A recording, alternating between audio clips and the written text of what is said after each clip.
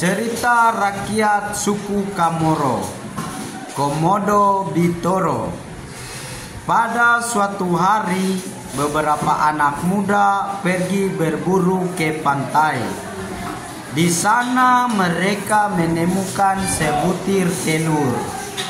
Telur itu sangat besar. Mereka membawa telur itu pulang. Mereka menyimpan telur itu dekat sungai hingga menetas. Ternyata dari telur itu muncul seekor komodo. Namun anak-anak muda itu tetap merawatnya. Mereka memberi makan komodo itu setiap hari. Komodo itu pun cepat menjadi besar. Ia juga sangat rakus. Lama-kelamaan ia tidak puas dengan makanan yang diberikan. Bahkan ia juga memakan anak muda yang telah merawatnya. Para orang tua itu kebingungan mencari anak-anak mereka. Mereka hanya menemukan gelang atau kalung anak mereka yang berlumuran darah. Kini komodo itu mulai menyerang penduduk desa. Semula ia hanya menyerang penduduk yang mencari ikan di sungai.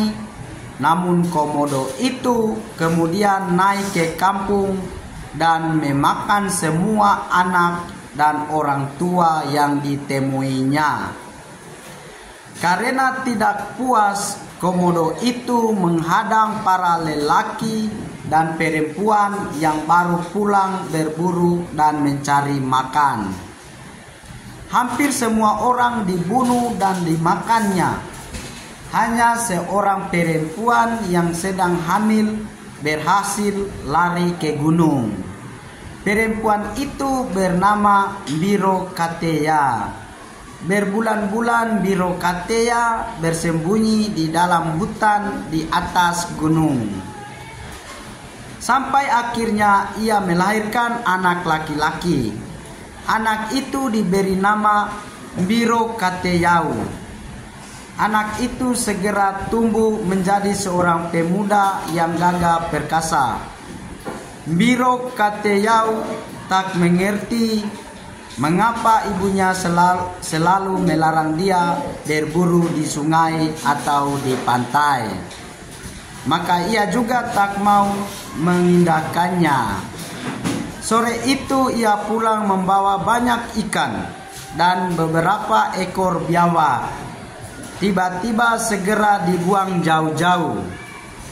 Setelah itu ia baru menceritakan kepada Biro Kateyeu tentang komodo jahat yang telah memusnahkan kaumnya bertahun-tahun yang lalu. Mendengar cerita ibunya, Biro Kateyau menjadi sangat marah. Ia segera mencari komodo itu. Saat menemukan komodo itu, ia pun menyerangnya. Namun komodo itu sangat besar dan kuat. Biro Kateyau kewalahan dan terpaksa lari ke dalam hutan. Akhirnya Biro Kateyau tiba di kampung leluhurnya. Di rumah-rumah tua milik leluhurnya itu, ia membuat banyak jebakan dengan tombak-tombak besar dan kuat. Ia memasang jebakan itu di karapau, kaware, dan emakam yang masih tersisa. Setelah jebakan siap, Biro Kateyau membunyikan tifa. Komodo pun datang dan berusaha menyerangnya. Namun Biro Kateyau lari ke dalam rumah-rumah di antara jebakan-jebakan yang telah disiapkannya. Komodo itu terus mengejar hingga banyak tombak menancap di tubuhnya. Akhirnya Biro Kateyau dapat membunuh komodo itu. Setelah komodo itu mati, Biro Kateyau memotong-motong tubuhnya. Potongan-potongan tubuh itu dilemparkan ke arah timur, barat, utara, dan selatan.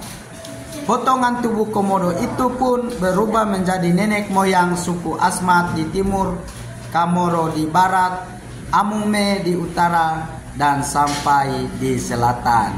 Oke, dadah dulu. Seperti itu ya. Nah, sekarang